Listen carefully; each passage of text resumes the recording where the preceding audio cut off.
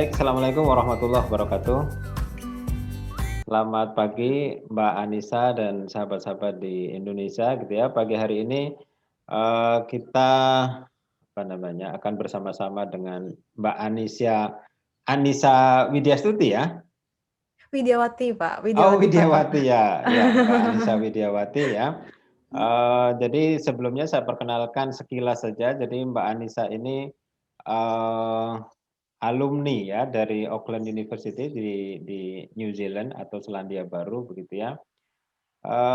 Kemudian ambil jurusan apa kemarin, Mbak?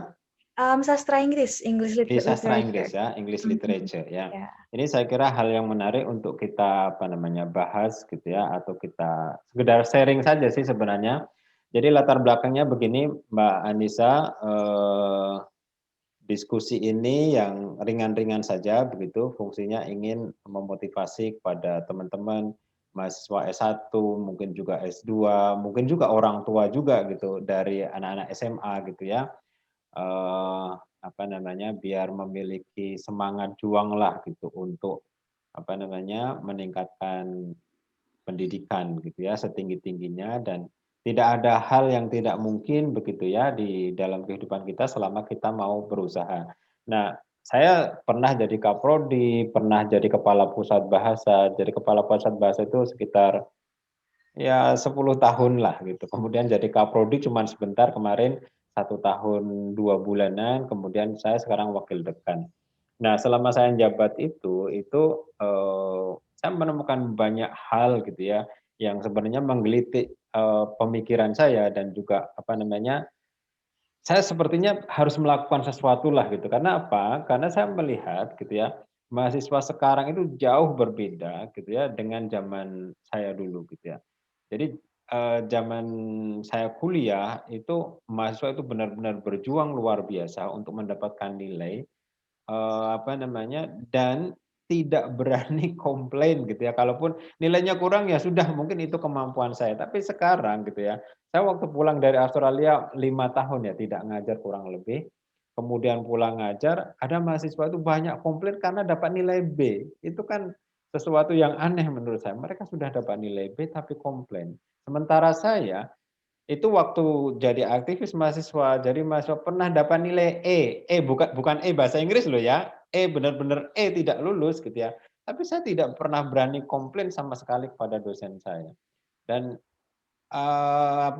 pengalaman saya berjuang kuliah untuk lulus itu istilahnya harus membaca buku, harus seperti ini. Tapi anak-anak sekarang kita beri buku, katakanlah satu mata kuliah 3 referensi atau maksimal 5 referensi gitu ya, itu sudah nyebutnya minta ampun gitu ya.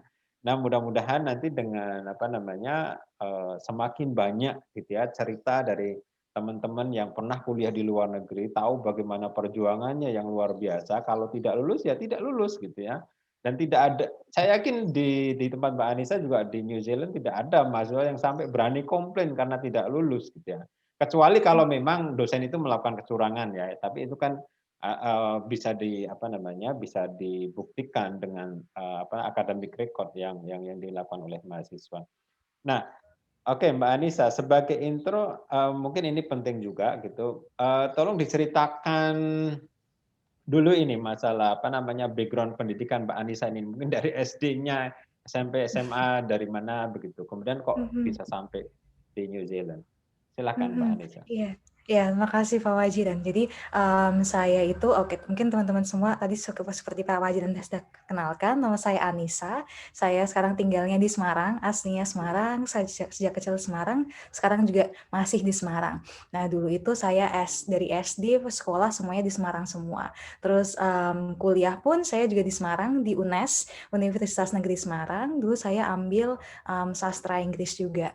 Dan, sejak dulu itu S1 waktu kuliah, saya emang impiannya, saya sejak semester 1 saya itu selalu bermimpi atau ya punya keinginan sangat kuat lah untuk saya suatu saat nanti saya harus melanjutkan studi ke luar negeri.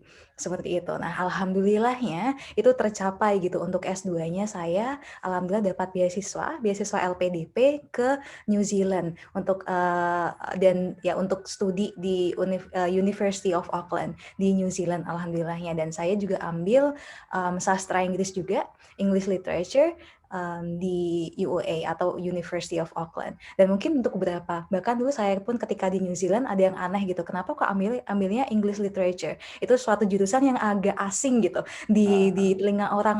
Nanti mau jadi apa? Nanti lulusan sastra Inggris tuh mau jadi apa sih? Belajarnya apa? Apakah cuman kayak belajar bahasa Inggris doang? Seperti itu kan di les-lesan bisa. Saya pernah ya, dibegitukan gitu sama teman saya.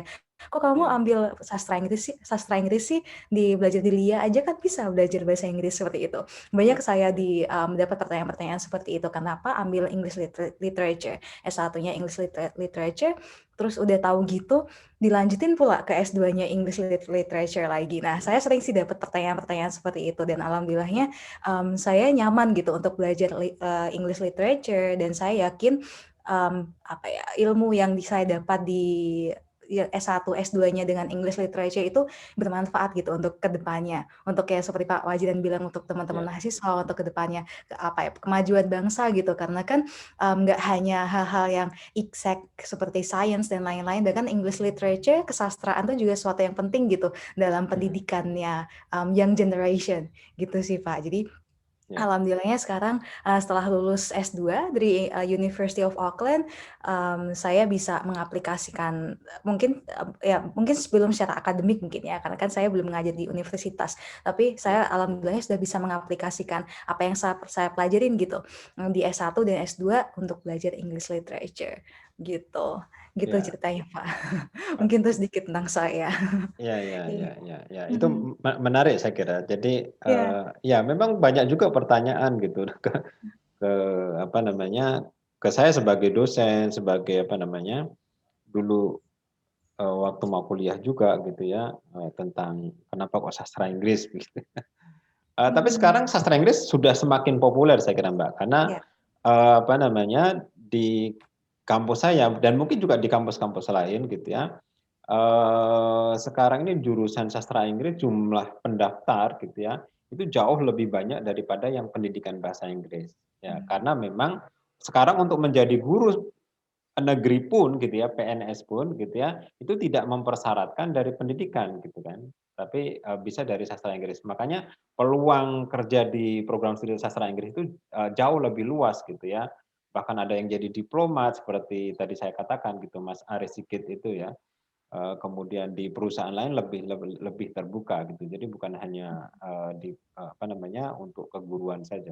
Berbeda dengan pendidikan bahasa Inggris yang memang, jurusan itu fokusnya untuk, pengajaran kan, atau mempersiapkan mereka menjadi guru begitu. Nah, Mbak Anissa ini kan mendapatkan beasiswa dari LPDP ya. Ini LPDP itu, sampai hari ini itu menjadi impian begitu banyak orang gitu ya, dari mahasiswa S1 bahkan mahasiswa S2 gitu yang ingin S3 gitu. Karena, menurut informasi ya, saya kebetulan tidak mendapatkan LPDP ya waktu itu, tapi saya mendapatkan beasiswa dari Dikti, kemudian, dana riset dari apa namanya, IPRS ya, dari Australia. Nah, bisa diceritakan itu Mbak, dulu tahu, apa namanya, beasiswa LPDP, kemudian dari proses mendaftarnya bagaimana begitu? Mhm. Jadi, saya tahu beasiswa LPDP itu sejak saya, semester awal, semester sekitar 4 atau 5 gitu, di Mhm, waktu S1. Ketika itu saya masih di UNES, saya udah dengar tentang LPDP, dan kebetulan itu waktu semester 4 saya pernah dapat, program bimbingan gitu Pak dari Embassy, US Embassy, jadi heeh, kayak bimbingan untuk sekolah lanjut keluar gitu, di UNES itu ada mhm, programnya, dan dari situ itu saya dapat informasi tentang beasiswa LPDP ini. Saya diberi list begitu, ini adalah pemberi beasiswa, ada LPDP, juga ada Fulbright waktu itu, dan lain-lain. Nah, itu saya semua dapat list itu, saya targetkan semuanya. Tapi yang utama sih LPDP, karena mungkin mhm, yang dari Indonesia dan birokrasinya mungkin lebih lebih familiar dengan saya waktu itu, waktu S1 mhm, gitu. Dan itu sejak semester 4 itu, 4 atau 5, saya udah punya keinginan, oke, saya punya targetnya, saya ingin apply untuk LPDP ke depannya. Saya karena tadi yang sudah saya bilang, sejak awal kuliah pun saya punya impian, yaitu untuk melanjutkan studi ke luar negeri. Nah, setelah saya dapat informasi tentang LPDP, saya udah mulai memplan gitu sejak semester Ya. awal bahwa saya itu akan nanti selesai kuliah saya akan apply, berarti saya mulai mempersiapkan segalanya dari sekarang, seperti nilai akademik misalnya, nilai Ya. GPA, saya harus belajar dengan lebih rajin biar GPA saya, IPK saya lebih tinggi.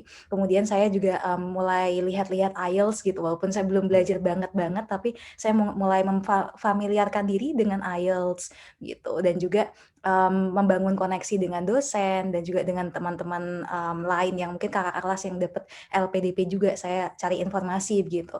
Nah, kemudian itu saya lulus tahun 2016. 2016 itu setelah lulus belum wisuda, setelah sidang saya langsung tes IELTS. Jadi karena tadi saya udah mengumpulkan informasi tentang LPDP, syaratnya apa aja. Jadi yang saya tahu waktu itu syaratnya LPDP adalah yang pasti adalah IELTS. Nilai IELTS saya harus sudah punya.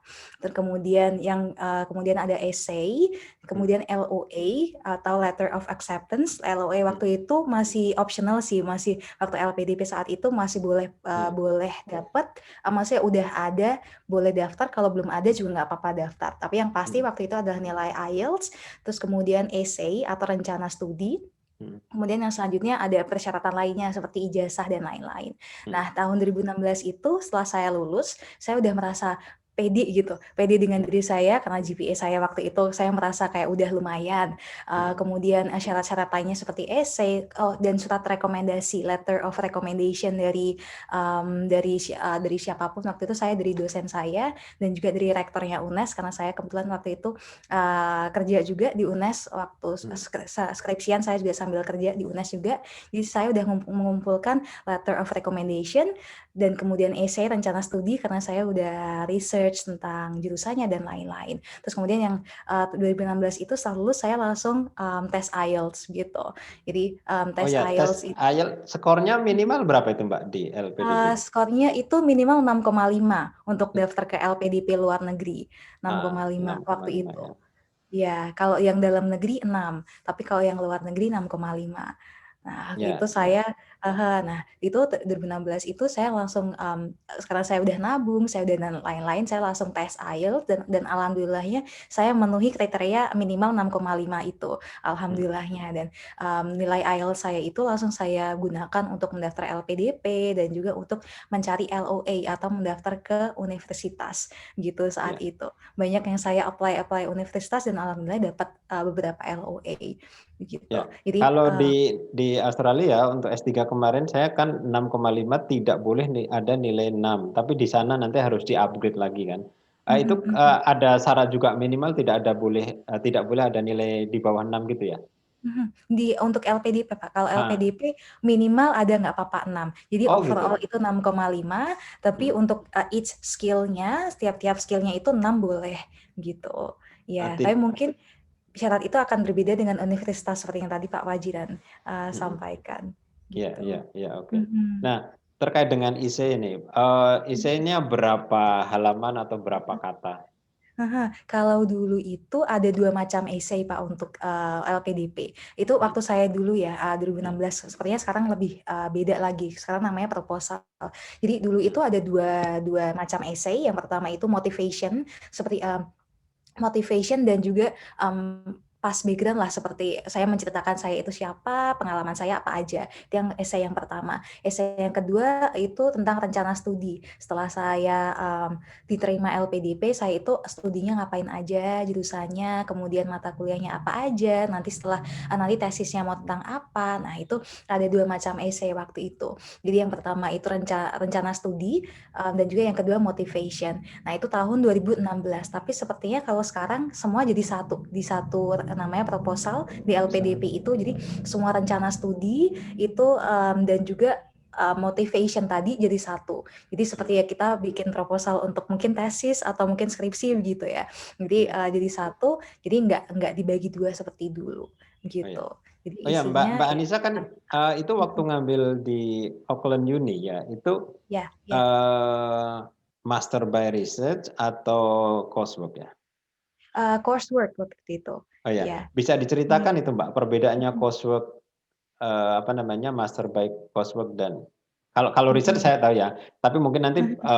bisa diceritakan juga itu perbedaannya Oh, gimana? iya, kalau saya itu dulu ambil, master by coursework. Jadi master by coursework itu artinya dia itu, tesisnya nanti tidak full gitu. Jadi, Iya, full-nya itu lebih banyak akan kuliah. Jadi saya itu dulu master of coursework-nya ambil 2 tahun. 2 tahun itu mhm, jadi 4 semester, 3 semesternya itu semua kuliah semua.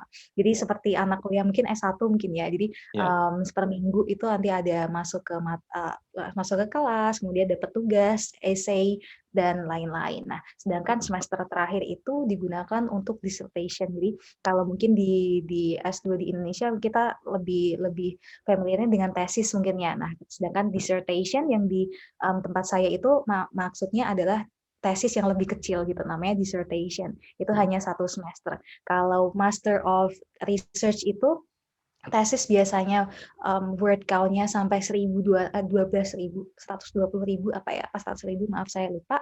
Tapi kalau dissertation itu hanya separuhnya aja gitu, Mhm. nggak sampai 100.000 atau 120.000. Saya waktu itu hanya oh bukan 120.000 itu terlalu banyak sepertinya, maaf. Saya waktu itu hanya 20.000 kalau nggak salah untuk 20.000 word ya. count-nya Kalau dissertation master saya. full Mhm, kalau master full kalau nggak salah 120. 50 sampai 60.000 ya, karena Iya 50 PhD nggak sampai itu 100.000 ya, Pak? ya, Heeh. PhD itu 80 sampai 100.000 kata. Mhm. Oh iya iya Ja iya, kalau research thesis itu kayak 40.000 ya. Kalau saya itu waktu itu 20 sampai 25.000. iya, Nah, iya, saya 20.000 waktu itu, gitu. iya, Itu hanya 1 semester. Jadi kurang sisanya lebih. 3 semester itu saya kuliah, kemudian, ya mengerjakan essay setiap UAS atau dan setiap mid semester, begitu. Dulu kuliahnya berapa lama Mbak jadinya? Saya itu dulu 2 semester, 4 4 2 tahun ya? tahun, sorry, 4 semester, iya. 4 tahun Mmm, ya, 2 4 tahun. 4 semester 2 tahun ya? Iya, 4 Berarti, semester 2 tahun. tergolong on time ya? Iya iya, Ya, betul kalau betul. saya molor setahun saya. Saya Oh 5 gitu? tahun 2 bulan baru lulus. Ah, Waktu S3 saya ya. Jadi, oh, eee, I tapi see. memang nunggunya untuk S3 itu kan, beda ya karena riset kan, Mhm, kemudian nunggu reviewnya itu 7 bulan saya. Jadi ah, lumayan lama juga. iya iya. Waktu itu saya Oke Mbak, kemudian bisa iya, diceritakan itu, perjuangannya bagaimana bisa mendapatkan nilai bagus di New Zealand? Karena pasti ini kan jauh berbeda dengan di Indonesia ya? ah, iya, berbeda banget, Pak. Jadi saya itu, waktu jujur ya, ketika saya mulai kuliah di New Zealand di Auckland Uni, semester Mhm, pertama itu saya kaget banget. Karena pertama, semuanya itu berbeda, cara sistem pembelajarannya di kelas, mhm, discussion-nya, tugasnya, kemudian mhm, bahkan pelajarannya pun mata kuliahnya itu sangat sangat berbeda gitu dengan apa yang saya pelajarin di S2 dulu waktu, di UNES. Nah, mhm, pertama itu waktu semester pertama saya mungkin culture shock mungkin ya dalam hal iya, culture-nya New Zealand dan juga, culture-nya dalam pembelajaran. Yang pertama itu adalah culture shock-nya di sana karena mungkin, saya baru pertama kali ke luar negeri mungkin ya. mhm, Lihat di sana itu orang dengan accent-nya, apalagi New Zealand tuh accent-nya rada berbeda. Jadi mereka iya, itu beda. kadang ngomong pun saya terbiasa dengan American accent. Jadi kalau mereka ngomong saya agak agak mungkin, waktu awal-awal belum bisa menangkap sepenuhnya mereka berbicara apa, karena accent yang berbeda itu lebih culture Iya, shock-nya itu. Nah, itu kan sangat berpengaruh ketika saya di kelas, di sana kan kebanyakan itu adalah orang-orang Kiwi atau orang New Zealand. Saya hanya international student satu-satunya dari awal sampai akhir kuliah, saya itu nggak banyak international student di jurusan saya. Nah, saya mhm, satu-satunya kan waktu itu, dan teman-teman saya semuanya orang Kiwi atau orang Inggris dan orang lain-lain. Nah, itu kan mhm, mungkin culture-nya lebih ke situ. Ya mereka itu dari accent, kemudian culture dalam bersosialisasi semisalnya mereka kadang orangnya lebih tertutup, ya lebih tertutup lah gitu. Maksudnya tidak tidak terlalu kalau di Indonesia kan kita bisa basa-basi dan lain-lain, sedangkan di sana mhm, mungkin bisa tapi, nggak se-open di Indonesia waktu itu saya iya, awal-awal iya, gitu, lebih ke culture. Kemudian yang kedua adalah, ke culture pembelajaran gitu. Di dalam kelas itu karena saya dulu, English literature-nya kelasnya lebih kecil, jadi biasanya satu kelas tuh hanya 5 sampai 8 orang gitu, maksimal hanya 8 orang.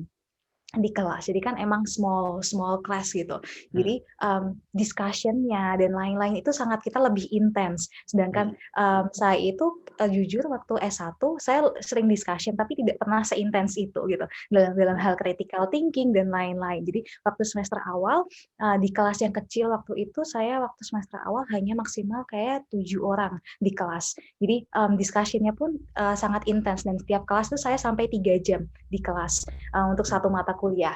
Nah itu full semuanya kita discussion dan kita belajar tentang discussion tentang critical theory dan juga buku dan lain-lain. Nah itu sih yang agak membuat saya shock karena critical thinking saya sangat diuji di situ dan saya harus berbicara dengan bahasa Inggris yang katakanlah saya waktu itu kan bahasa Inggris bukan native native native language saya. Jadi kadang Ya. saya masih belum bisa pede. Aduh saya takut nih nggak dimengerti dan lain-lain. Terus yang kedua saya ketika mereka discussion pun itu kadang accent mereka saya awal-awal masih belum bisa paham gitu. Jadi accent mereka karena New Zealand banget, jadi, saya perlu kayak pembiasaan. Tapi lama-lama alhamdulillahnya biasa gitu. Terus yang ketiga itu yang kaget adalah tugasnya. Tugasnya itu banyak banget dan tugasnya itu adalah sangat sangat writing gitu.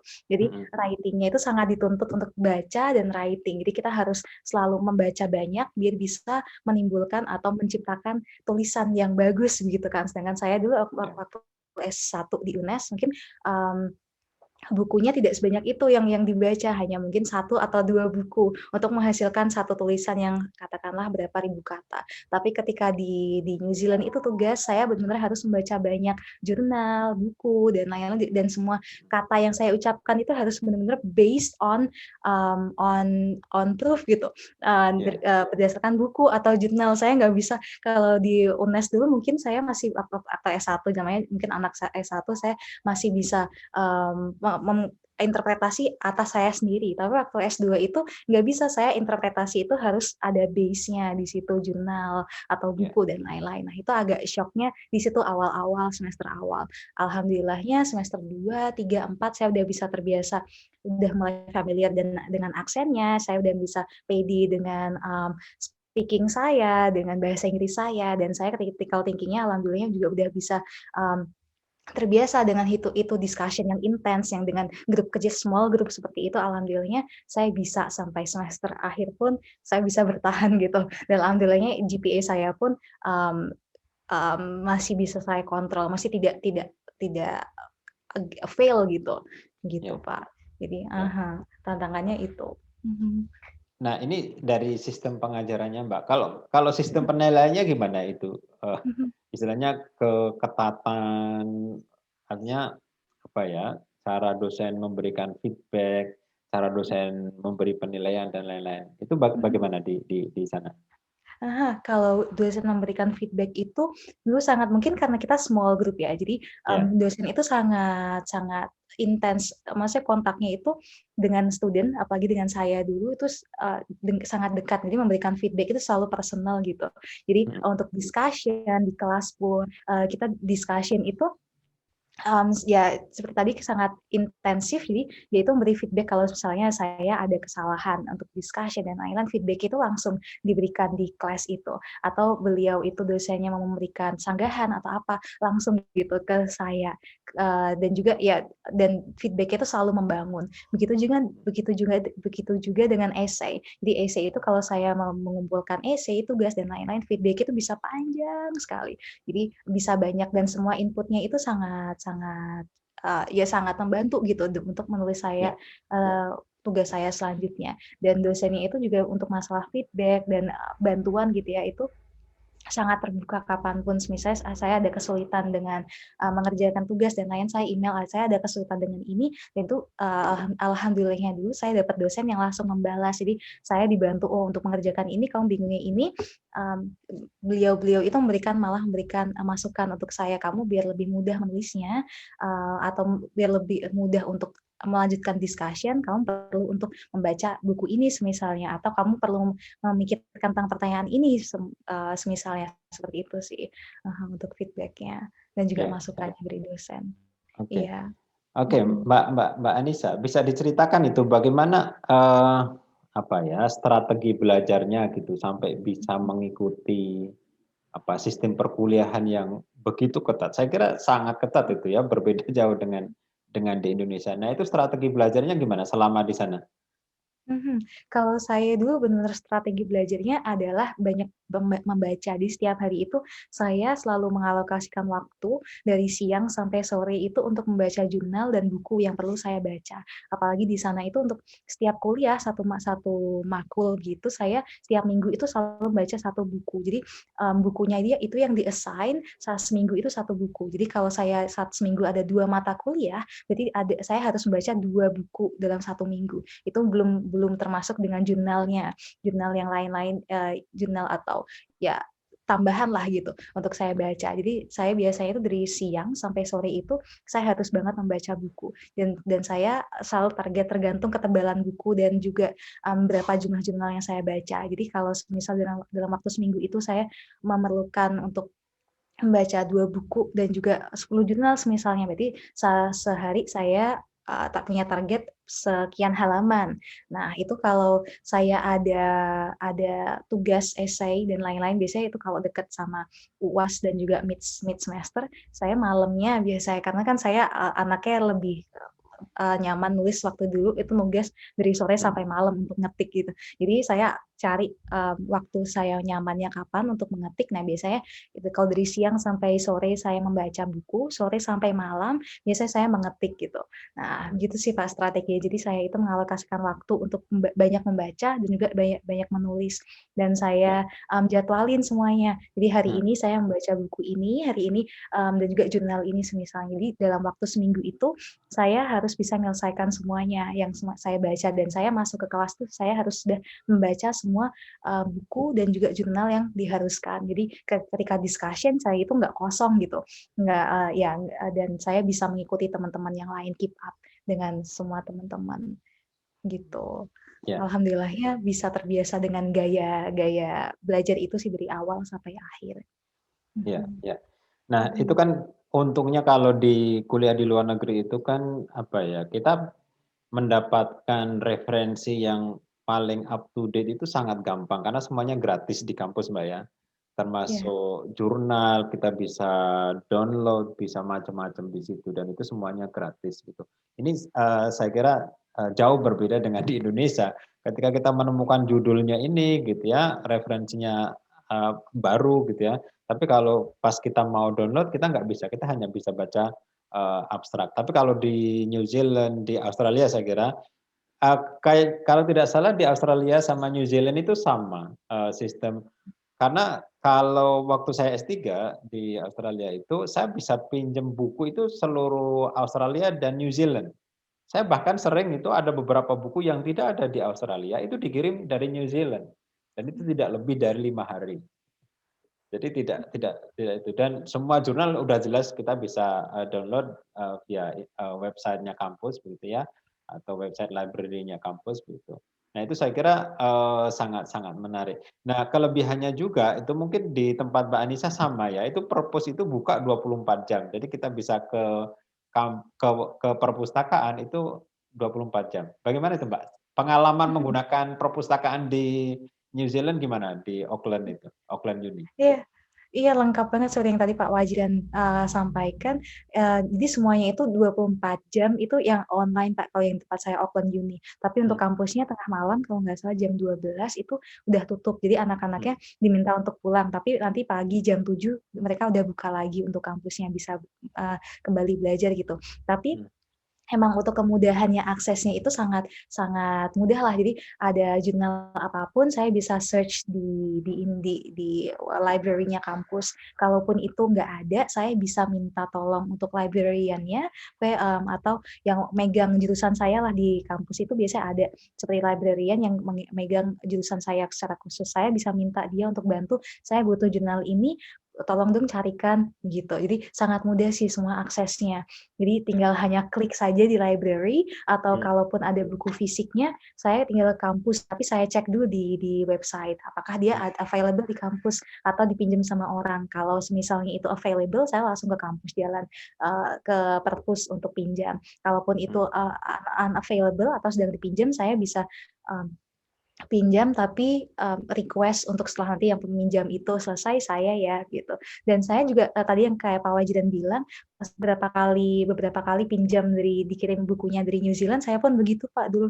Jadi beberapa kali saya bukunya dari Australia dikirim. Jadi untuk mengerjakan dissertation saya itu New Zealand, ada beberapa buku yang, limited gitu, Ya. dan online version-nya itu tidak ada sama sekali. Nah saya waktu itu butuh sangat sangat urgent dan alhamdulillah saya dibantu untuk dapat dikirimkan dari Australia dan itu hanya dalam waktu kurang dari 2 hari. Kayak saya, pesan hari ini, besoknya sore udah sampai gitu gitu Mhm. alhamdulillahnya dan dikirimnya dari Australia, dari perpus nasionalnya gitu. Nah itu kan menunjukkan kemudahannya untuk akses, apa ya, bertukar ilmunya kan dari 2 Ya. negara Australia dan New Zealand begitu. Jadi kalau New Ya. Zealand nggak ada pun kalau New Zealand itu tempatnya saya kan di Auckland, kalau itu misalnya di, South Island, di Christchurch misalnya, itu juga akan dibantu oleh perpusnya, "Oh, ini adanya di sini." Mereka pun mencarikan, "Oh, Mhm. title-nya ini kok kayaknya adanya di Christchurch ya, oke saya carikan ya di Christchurch." Nah, library-nya akan menyampaikan itu dulu seringnya ke saya,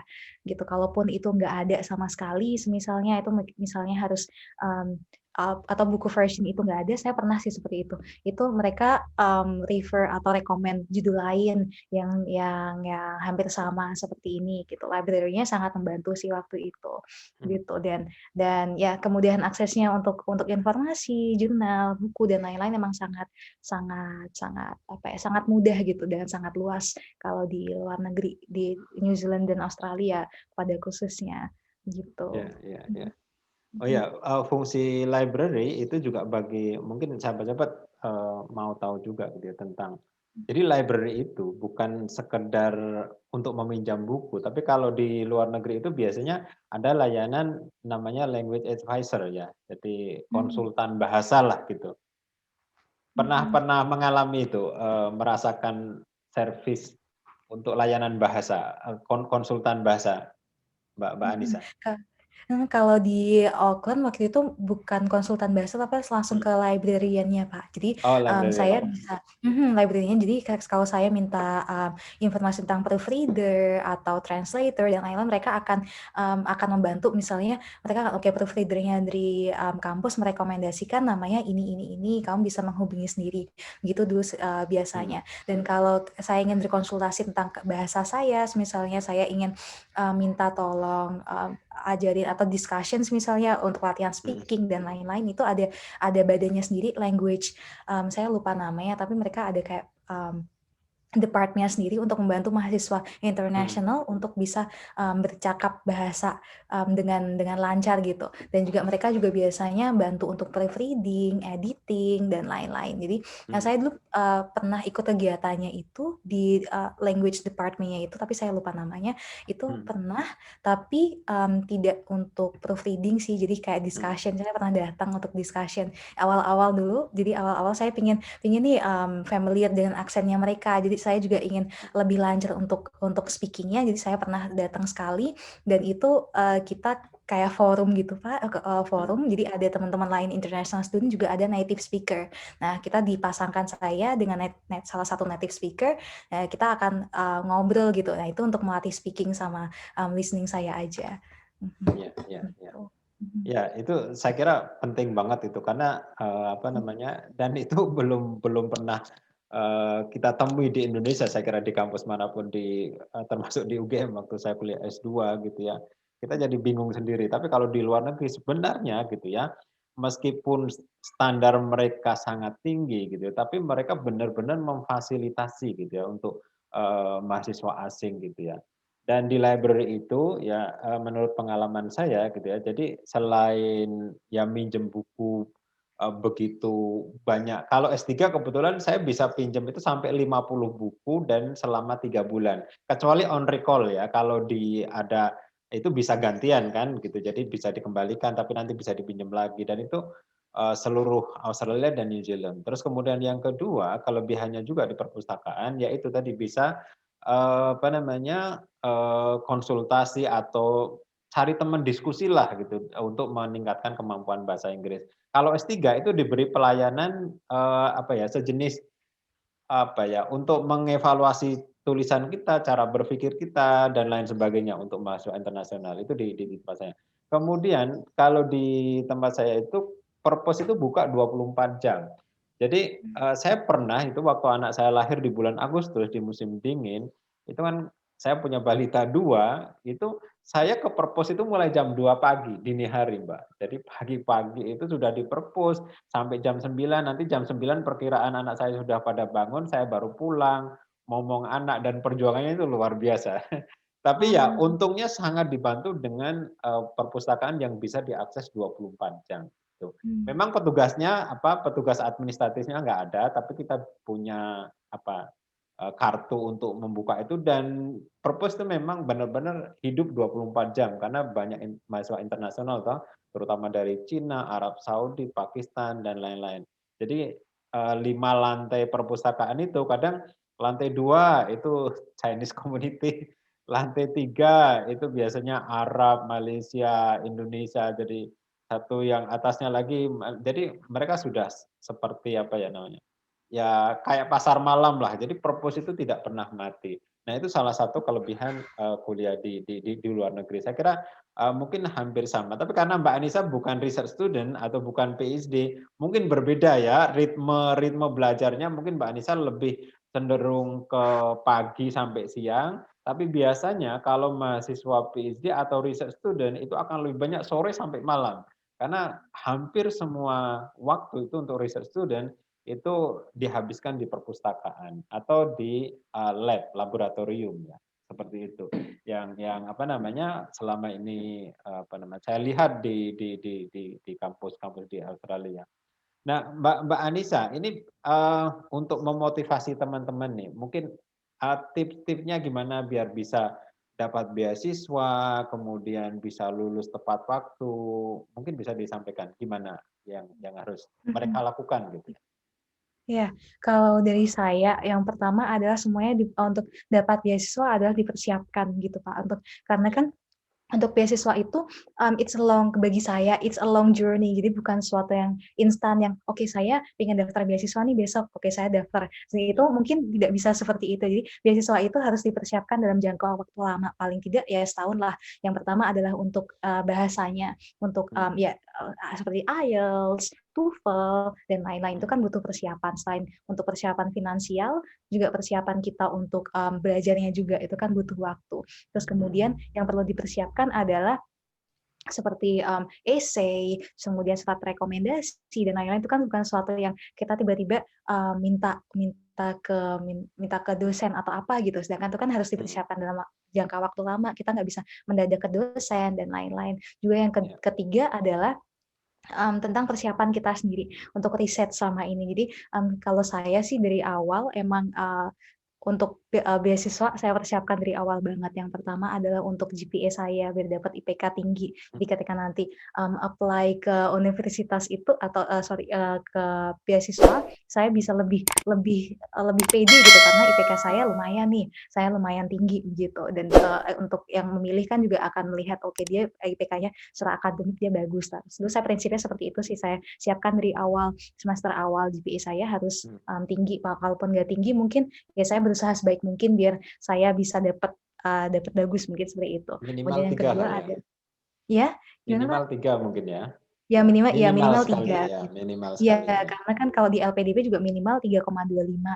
Jadi itu Mhm, minimal segitu nggak apa-apa. Jadi yang penting memenuhi untuk kriterianya beasiswa tersebut gitu. Mungkin nggak perlu ya, sampai tinggi banget, tapi yang penting memenuhi kriteria gitu. Kemudian yang selanjutnya itu yang saya persiapkan adalah plan saya untuk ke depannya apa. Setelah saya lulus saya mau apa, mau apa, mau gimana, karena itu pasti ditanyakan ketika nanti seleksi beasiswa. ya, Kalau mereka itu menurut saya pertanyaan yang pasti ditanyakan. Ketika ya, nanti kamu lulus beasiswa, kamu ngapain gitu, kontribusi apa yang akan kamu berikan ke mungkin negara atau penerima atau pemberi beasiswa gitu. Nah, ya, untuk jawaban itu untuk saya pribadi, saya persiapkan sejak lama, saya bangun misalnya saya ingin, bergerak di bidang pendidikan, berarti, pengalaman saya waktu kuliah, saya mungkin harus banyak kontribusi ke bidang pendidikan, misalnya saya, ikut volunteer atau dan apa. Jadi ketika nanti, waktu seleksi beasiswa pun saya akan kelihatan, oke, nanti planmu ke depan adalah di bidang education, akademik, sekarang selama ini, experience-mu di bidang akademik juga, ya berarti mungkin lebih akan support gitu ke sayanya ya untuk plan saya, gitu sih yang hal-hal saya siapkan.